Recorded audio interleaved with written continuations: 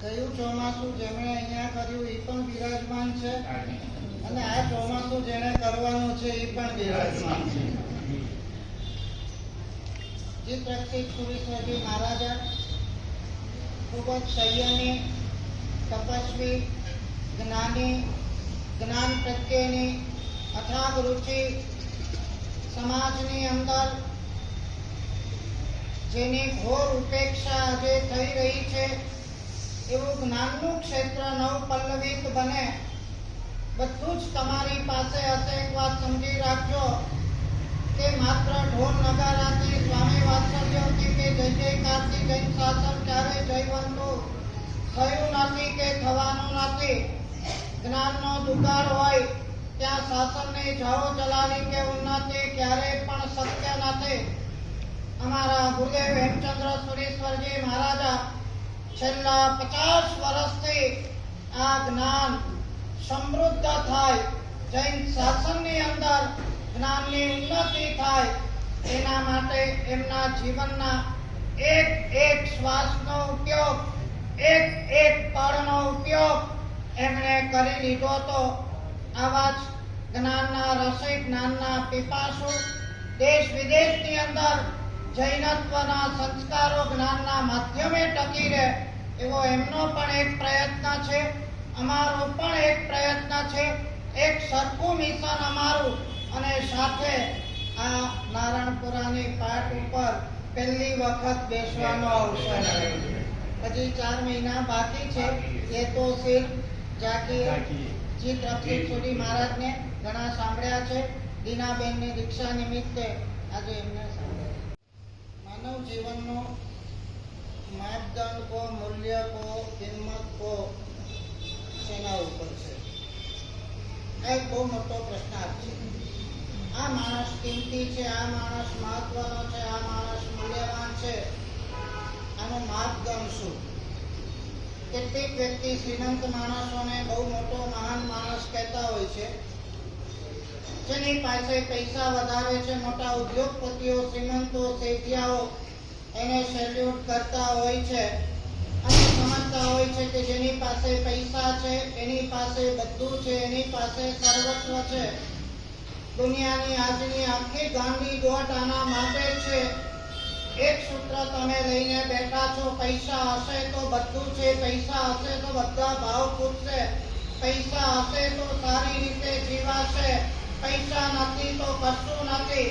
આ ગણિતને લઈને જેની પાસે પૈસા છે એને તમે કિંમતી માનો છો, પણ હકીકત સાવ ઊંધી છે. પૈસા વાળા જેટલા ટેન્શનમાં ને દુખી છે એટલા પૈસા ઓછા જેની પાસે છે અને સાવ જેની પાસે નથી એ તો પરમ સુખી છે. કેટલીક વ્યક્તિ માને છે કે જેની પાસે રૂપ છે એ માણસ કિંમતી છે, મૂલ્યવાન છે. રૂપને મહત્વનું માપદંડ માને છે, એક્ટર, એક્ટ્રેસ, રૂપવાનો. પણ હકીકત તો આ પણ નથી. કેટલીક વ્યક્તિઓ ગ્રેટ પર્સનાલિટીને માનવતાની, મૂલ્યતાનું એક માપદંડ માનતા હોય છે. ભાઈ આપણે આપણી એટીટ્યુડ, આપણી પર્સનાલિટી ગ્રેટ આપણી પડે એમાં, અને આજે આપણે બધા આમાં જ પડ્યા. બધાની એક જ વાત છે, આપણે સારા દેખાવું છે, લોકોની નજરમાં સારા બનવું નથી. દીક્ષા એટલે સારા દેખાવાની નહીં, સારા બનવાની એક પ્રક્રિયા છે. વાળથી સારા દેખાવ છો, વાળ ઉખેડી નાખો. કપડાથી સારા દેખાવ છો, કપડા બદલી નાખો. સ્નાન કરીને અપ ટુ ડેટ રહેવું છે, સ્નાન કરવાનો જીવનભરનો ત્યાગ કરી નાખો. સારા દેખાવાની તમામ પ્રોસેસનો ત્યાગ કરે અને સારા બનવાની તમામ પ્રોસેસને અપનાવવી, એનું નામ છે આ દીક્ષા. અંગ્રેજીમાં બહુ સરસ મજાની કહેવત છે, not by the colour of skin but by the content of your character. તમે સારા બની શકો છો, તમે તમારા માનવ જીવનની મૂલ્યતા આ શરીરની ચામડી ઉપર નહીં. તમે ગોરા દેખાવ છો, તમે સ્માર્ટ દેખાવ છો, તમે અપ ટુ ડેટ દેખાવ છો, 6 ફૂટની હાઈટ છે, 6 પેક બોડી છે, સમાજમાં લોકો તમને સેલ્યુટ કરે છે. એના ઉપરથી તમારી સફળતા કે સિદ્ધિનું માપદંડ નથી. Not by the colour of skin but by the content of your character. તમારું ચારિત્ર કેવું છે, તમારી માનસિકતા કેવી છે, તમારું શીલ અને સદાચાર કેવા છે, એના ઉપર તમારી માનવતાની, માનવ જીવનની મહત્તા છે, કિંમતી છે. આ આપણે સમજી લેવાનું છે. દીક્ષા લેવાની ઉંમર કઈ ભાઈ? જો જેને દીક્ષા ન લેવી હોય ને એ પાણીમાંથી કોરા કાઢે. 8 વર્ષે કોઈ દીક્ષા લેતો? મારા સાહેબોને કોઈ ધંધા જ નથી, મૂંડવા જ બેઠા. 8 વર્ષે આ બાળકને શું ખબર પડવાની, શું સંસાર જોયો, શું સુખ જોયું, શું સમજદારી છે એને? બસ મૂંડવા જ બેઠા. 20-22 વર્ષનો જુવાન કોઈ દીક્ષા લે છે, મૂંડવા જ બેઠા. મા બાપે કેટલી મહેનત કરીને ભણાયો, મોટો કર્યો, ધંધે લગાડ્યો, કમાતો થયો, આ ઘરનો હવે આધાર બનવાની તૈયારી છે, ત્યાં મહારાજે મૂંડવા બેહી ગયા. અને આવા દીનાબેન છે,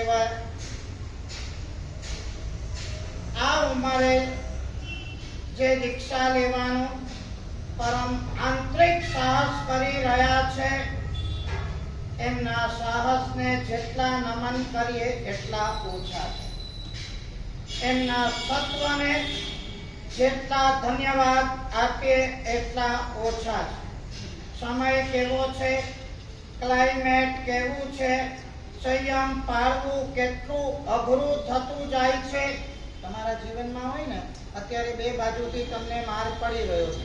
ઇન્કમ ઓછી થાય છે, મોંઘવારી વધતી જાય છે. બે બાજુથી જેમ માર પડે છે એમ અમારા સંયમ જીવનમાં પણ બહારથી બે રીતે માર પડે છે.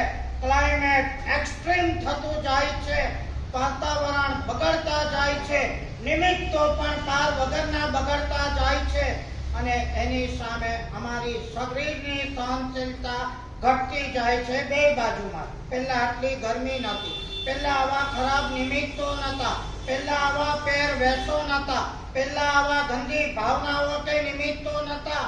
પહેલા જ્યાં જુઓ ત્યાં પરમ પવિત્ર વાતાવરણ હતું, બહારનું કે અંદરનું અમે જીવ્યા છે. પણ આજે તમે જુઓ છો સવારના 7 વાગ્યાથી ત્રાહિમામ છે, અને તમને થવું જોઈએ શું અમારા સાધુ સાધ્વીજી આ છે અણગાર. બોલ્યા ને તમે, ના ઠંડીમાં બોલો, શું બોલો છો? લો ના ઠંડીમાં, ના ઠંડીમાં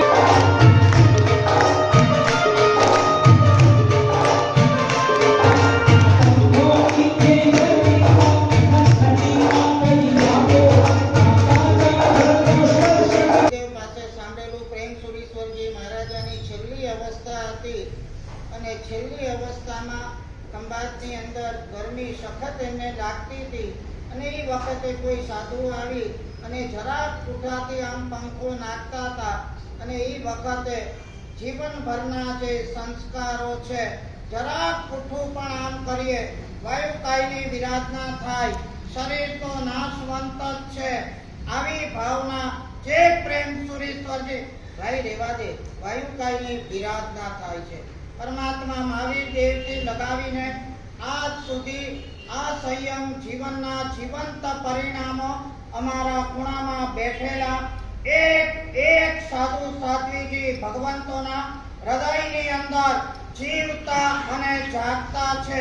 ભલે કાળ ઝાડ કદાચ જોઈએ છે કે નહીં, આપણે ભલી જોઈએ, છાપાઓમાં ફોટા આવે છે એ તો ઠીક છે, પણ 11:30 વાગે नंगे पैर जब गोचरी जाते हैं, 7 बजे हम हिल जाते हैं, બહુ ગરમે. અને એ વખતે હું તમને કહું છું ને, આવા ઉઘાડે પગે ગોચરી જતા કે તમારા ઘરે આવતા કોક સાધુ સાધ્વીના દર્શન થઈ જાય ને, હું તમને કહું ભગવાનના દર્શન કદાચ સમ્યક દર્શન થાય કે ન થાય, પણ આવા સાધુ સાધ્વીના દર્શને તમને એમ થઈ જાય શું મહાવીરનો માર્ગ છે, શું આ સાધુપણું છે, શું આ એમને મનની મક્કમતા છે, શું આ એમનું સત્વ છે. 7 વાગે પણ કદાચ 10-15 મિનિટ લાઈટ જાય અને બે બાકડા હેરાન પરેશાન થઈ જઈએ અને ગજગામીની ગતિથી આ મહાત્મા કેવા સુંદર મજાના, મળે તો સંયમ વૃત્તિ, ન મળે તો તપો વૃત્તિ. તમે કહો મહારાજ સાહેબ જરા કપડાના મોજા પહેરીને તો આવો, ઉપર આગ તપે છે, નીચે ધરતી તપે છે, ખોલ્લા પડી જશે. અને એ વખતે આ કોક સાધુ કે સાધ્વી તમને કહેશે ના ભગવાનની કૃપા છે, દેવગુરુની કૃપા છે, સહન થાય ત્યાં સુધી સહન કરવું છે. આ બેજોડ છે સાધુતાનો માર્ગ. આ માર્ગ જોયા પછી તમને ભલે કદાચ સાધુતા મહાત્માએ કીધું એમ લેવી કે ન લેવી, મળે કે ના મળે, પણ આ જોયા પછી પણ એમ થઈ જાય સાચો માર્ગ તો આ જ છે. 32 વર્ષની ઉંમરે પણ સાધુપણું પાળવું અશક્ય છે વ્યવહારથી. જ્યારે 72 વર્ષની ઉંમરે આ દીનાબેન સાહસ કરતા હોય, મોટી ઉંમરે લેતા હોય, ઘણાને વિચાર આવે છે કે નથી આવતો હવે આખો સંસાર કેવી લીધો, સુખ ભોગવી લીધા, સમજ્યા, બધા કામો સંસાર હવે હું ઉકાળવાના છે. જેને નથી લેવું એને ત્રણેય અવસ્થામાં બાના બાના એન્ડ બાના છે. પણ જેને પોઝિટિવ વિચારધારા છે, 8 વર્ષનો કોક લેતો હશે એવો પુણ્યશાળી છે, કેવી પૂર્વભાવની સાધના કરીને આવ્યો છે. 70 વર્ષે વૈરાગ્યનો છાંટો પણ નથી, ટીવીની એક સિરિયલ છોડી શકતો નથી, 5 કલાક પંખા કે એસી છોડી શકતો નથી, કે ફ્રીજના પાણી છોડી શકતો નથી. હું કહું છું 8 વર્ષે રિક્ષા લેનારા અહીંયા જલસા કરવાના, એસી વાપરવાના છે, ફ્રીજના પાણી વાપરવાના છે. આજ માર્ગની અંદર મસ્તીથી ચાલવાના છે. હું તમને કહું તમારું સત્વ ના હોય તો એ નેગેટિવ વિચારો કરે અને આ માર્ગને અને માર્ગને લેનારાને ક્યારે પણ તમે દૂષિત કરતા નહીં. તમારા ચારિત્ર અને કર્મને તમે દ્રઢ અને ગાઢ કરતા નહીં. જે લે એને પુણ્યશાળી. અમને 50-60 વર્ષે મન ન થતું, 8 વર્ષે અને મન થયું. કેટલો ભાગશાળી ને પુણ્યશાળી. યુવાન વયની અંદર જ્યાં વાસના અને વિકારોની છોડો ઉછળતી હોય, મોબાઈલ ખોલો અને ન જોવાના દ્રશ્યો મળતા હોય, એવા વિકટ સમયની અંદર વૈરાગ્યની છોડો ઉછળવી. અને એક વાત સમજી રાખજો, કહેવત છે નોલેજ ઇઝ પાવર, પણ હું કહું છું નોટ નોલેજ ઇઝ પાવર. સમજણ છે ભાઈ, સંસાર છોડવા જેવો છે, આમ છે તેમ છે, તમને પણ ખબર છે સાચું શું ખોટું શું, આ બધી વાત છોડો. Not knowledge is power but execution of knowledge is power. તમારું નોલેજ તમે જેટલું અમલમાં મૂકો છો એ જ પાવર છે, બાકીનું જ્ઞાન પણ નકામું છે. એક વાત સમજી રાખજો, પૈસા પણ નકામા છે, ઇવન તમારી પર્સનાલિટી પણ નકામી છે, તમારા રૂપ પણ નકામા છે, તમારું સ્ટેટસ સિમ્બોલો પણ નકામા છે, અને ઇવન તમારું ધાર્મિક નોલેજ હોય તો પણ નકામું છે. જો આ ધાર્મિક નોલેજ ચારિત્રમાં કન્વર્ટ ના થતું હોય તો એક્સ્ટ્રીમ જો કોઈ હોય તત્વ તો કેરેક્ટર છે. Character is lost, everything is lost. Money lost, nothing lost.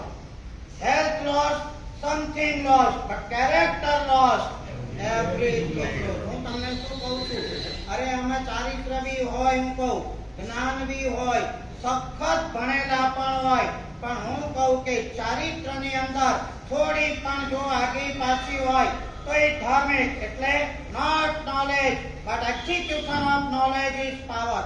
તમે તમારું નોલેજ કેટલું અમલમાં મૂકો છો. જવાના આવતીકાલે બધી જ સગવડ, બધી જ અનુકૂળતાઓ, બધું લાત મારીને નીકળવાના અને અહીંયા આ જ પરમાત્માના આ સંકુલની અંદર નેચરલ લાઈફ જીવવાના. અહીંયા તો તમે કહેતા હતા મમ્મી બહુ ગરમી છે, જરા અંદર આવી જાઓ ને એસીમાં. અહીંયાથી ગયા પછી હવે તમારો અધિકાર છૂટી જશે.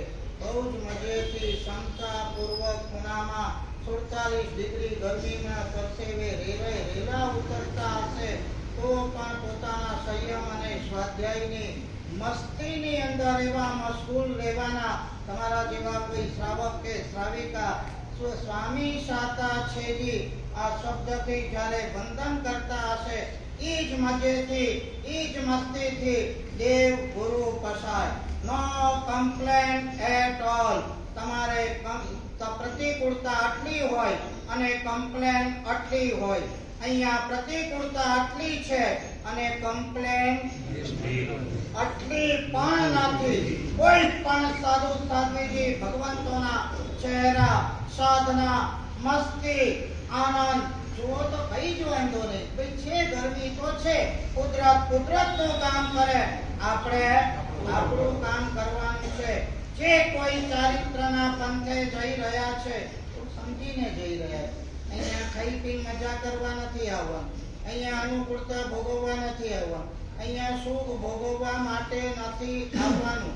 અહીંયા ઈચ્છાઓ પૂરી કરવા માટે કે આપણી ઈચ્છાઓને કરાવવા માટે અહીંયા નથી આવવાનું. અણુસો સંસારો પડીશો તસ ઉતારો. જ્યાં આખી દુનિયા જાય છે, જીવે છે, એનું નામ સંસાર છે. એનાથી વિપરીત રસ્તે જવું એનું નામ સંયમ છે. અહીંયા અનુકૂળતાના પૂજારી નહીં, પ્રતિકૂળતાના પૂજારી બનવાનું. અહીંયા સુખશીલતા માટે નથી આવવાનું, સહનશીલતા માટે આવવાનું છે. અહીંયા ખાઈ પીને મોજ કરવા માટે નથી આવવાનું. અહીંયા તપ અને ત્યાગોની છોડો ઉછાળવા માટે આવવાનું છે. અહીંયા ભોગ વિલાસ માટે નથી આવવાનું. અહીંયા તો આ શરીરને તપ, ત્યાગ, સાધનાથી કચડી નાખવા માટે અહીંયા આવવાનું છે. એક એક પળ કિંમતી છે. मोदी साहब आपड़ा कहते छे मेरी एक पल देश के लिए है, मेरा लहू का एक बूंद देश के लिए है.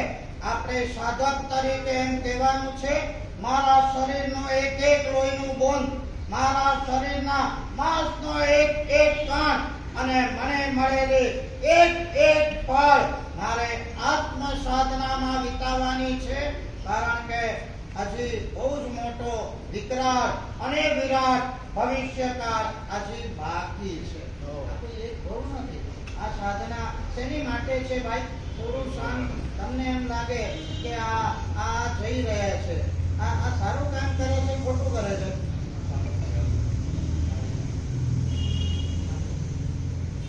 થોડું છોડીને ઘણું મેળવવા જઈ રહ્યા હોય એ બુદ્ધિમાન, અને થોડું મેળવવા માટે ઘણું છોડી રહ્યા હોય એ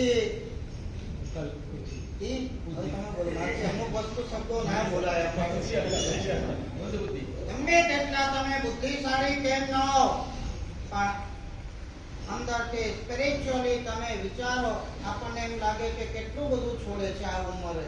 બધાને મોઢે માં શબ્દ છે, આ ઉંમરે કેટલું બધું છોડે છે. સ્વજન, કુટુંબ, પરિવાર, પૈસા, સમજા, માન પાન, ખાન પાન, અનુકૂળતાઓ બધું. પણ હકીકત એવી છે કે છોડે છે ઓછું, મેળવે છે ઘણું. મેળવવા માટે થોડું છોડે એ બુદ્ધિમાન, અને થોડું મેળવવા માટે ઘણું છોડે એ બોલો બોલો તમારી.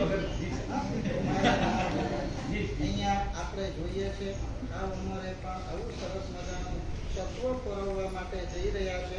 છેલ્લી એક વાત કહી દઉં કે ભૌતિક દુનિયામાં, તમારી દુનિયામાં સિદ્ધિ અને સફળતા મેળવવા માટે પુણ્ય જોઈએ, અને આધ્યાત્મિક દુનિયામાં સફળતા મેળવવા માટે પુરુષાર્થ જોઈએ. તમે ગમે તેટલો પુરુષાર્થ કરો પણ નસીબ યારી નહીં આપે, પુણ્ય યારી નહીં આપે તો તમને સફળતા નહીં મળે. પણ ભૂપેન્દ્રભાઈ, અહીંયા સાધનાના જીવનમાં પુણ્યની જરૂર નથી, નસીબની જરૂર નથી. અહીંયા તમે જેટલો પુરુષાર્થ વધારે કરો એટલા સક્સેસ વધારે. જે દિવસે દીક્ષા લેશે, જે દિવસે આ ઓઢો હાથમાં આવશે, એ મિનિટથી એમનો સ્પિરિચ્યુઅલ એન્ડેવર ચાલુ થઈ જશે. હર પળ કેમ ન હોય, હર મિનિટ, હર દિવસ કેમ ન હોય, હર પળ એમની મન વચન કાયાની સાધનામાં એવો સુંદર મજાનો પસાર થશે કે આ એમનો પ્રયત્ન એમના આધ્યાત્મિક વિકાસની અંદર ભલે કદાચ ઉંમર નાની હોય. અમારા એક મહારાજ સાહેબ હતા, એમણે પણ મારા શિષ્ય જ છે. 70-75 વર્ષે 72-73 વર્ષે દીક્ષા લીધી ત્યારથી એકસ્ટાથી ઓછું કચકાણ કર્યું નથી. 2-3 માસ પ્રમાણો કર્યા, સિદ્ધિ તપો કર્યા, શ્રેણી તપો કર્યા, બધું સારું. અને તમને જાણીને આશ્ચર્ય તો એ થશે કે આ ભાઈને જિંદગીમાં એક બેસનાની ટેવ નથી. એક બેસનું કર્યું નતું. આગળ વધીને કહું, રોજની 40 સિગરેટ અને 40 ચા પીતા હતા. ધંધો જેવો હતો. પણ દીક્ષા લીધા પછી મેં એમને કીધું, આ ડ્રાસ્ટિક ચેન્જ તમારામાં ક્યાંથી આવ્યો ભાઈ? દીક્ષા લીધા પહેલા તો એક દેશનું એક એકાશનું નહીં, અને હવે તો આમ ધડાધડી બોલાવો છો. આટલી ચા ને આટલી સિગારેટો પીતા હતા, અને સિદ્ધિ તપ ને શ્રેણી તપ ને માસ ખમાણો ને આટલું બધું ધડાધડ. મને એક વાક્ય એમને સરસ કીધું. હતા આમ ભણેલા નહીં, પણ આમ ભણેલા કહેવાય ને. મને કે મારા સાહેબ, ક્રિકેટના મેદાન ઉપર આપણે હોઈએ, કોઈ ક્રિકેટર એના હાથની અંદર બોલ ઓછા હોય અને રન વધારે, IPL નો જમાનો ચાલે છે ને, રન વધારે કરવાના હોય અને બોલ ઓછા હોય તો શું કરવાનું હોય? રન કરવાના, ચોકાને છક્કા મારવાના હોય. હવે અમે મોટી ઉંમરે દીક્ષા લીધી છે. આયુષ બહુ જ ઓછું છે, અમારા હાથમાં બોલ બહુ જ ઓછા છે. અનંતો ભવિષ્યકાળ સામે છે, અને આ કર્મોના ફૂલદા ભૂલાવાના છે. તો હવે ઠબુક રમીએ, રોજ નોકારસીને બેસના કરીએ, તો એમાં ક્યાં દાડા વળવાના હતા? બોલ ઓછા અને રન વધારે કરવાના છે. 10 વૈકાલ એક સૂત્રમાં કીધું છે, પચ્છાવીતે પયાયા ખિપ્પમ ગચ્છન્તિ અમર ભવણાય. ભલે કદાચ મોટી ઉંમરે પણ દીક્ષા લેતા હોય, પણ મન જેનું મક્કમ છે. ક્યાંય કોઈ બાનાબાજી કરતા નહીં. ગરમી બહુ છે, શરીર નથી, સંગયણ પહેલું છે, કઈ બાનાબાજી નહીં કરતા. પરિમલમાં હમણાં જઈને આવ્યો. 87 વર્ષના માજી છે ગજરાબેન, અને 183મી ઓળી ચાલે છે. અહીંયા ક્યાંય શરીર નડતું નથી, મન નડતા નથી, સંગયણ નડતા નથી, અને 16 ઓળી ચાલે છે. હું હતો ત્યારે 182મી ઓળીનું પારણું, અને એના ઉપર વગર પારણે 183મી ઓળી લઈ લીધી. ડોક્ટર, બધા છોકરા ડોક્ટર છે, પોતરાઓ ડોક્ટર છે. સરપ્રાઈઝ એમને લાગે છે સ્પેશિયાલિસ્ટોને કે આ મમ્મીનું શરીર કેવી રીતે ચાલે છે. જ્યાં વિજ્ઞાનનો અંત આવે છે, ત્યાં ધર્મની, ત્યાં શ્રદ્ધાની શરૂઆત થાય છે. જ્યાં તમારી શ્રદ્ધા છે, જ્યાં સત્વ છે, જ્યાં મનની મક્કમતા છે, એ નેગેટિવ વિચાર કરશે, શું કરશે, કેવી રીતે વિહાર કરશે, કેવી રીતે ગરમી શાંત કરશે, કેવી રીતે આ પાડશે. there is will, there is way હોય છે. આ સત્વથી નીકળ્યા છે, સત્વથી પાળના છે. ખિપ્પમ ગચ્છન્તિ અમર પચ્છાવીતે પયાયા. પાછળથી મોટી ઉંમરે પણ દીક્ષા લેનારા હોય, પણ સત્વ છે, ભાવના છે, મક્કમતા છે, તો એ લોકો ઓછા બોલમાં પણ ઘણા રન કરી અને પાર પામતા હોય છે. આપણે પણ આ દીનાબેન માટે શુભ ભાવના ભાવીએ. આ ઉંમરે જે સત્વ ભોગવ્યું છે, સાહસ કર્યું છે, એમનું સત્વ અને સાહસ એકદમ સફળ થાય, ચારિત્ર જીવન સફળ થાય. દીકરી મહારાજ સાથે છે એટલે એમને ચિંતા નથી બહુ, પણ દીકરી તો કદાચ બહારની ભક્તિ કરશે.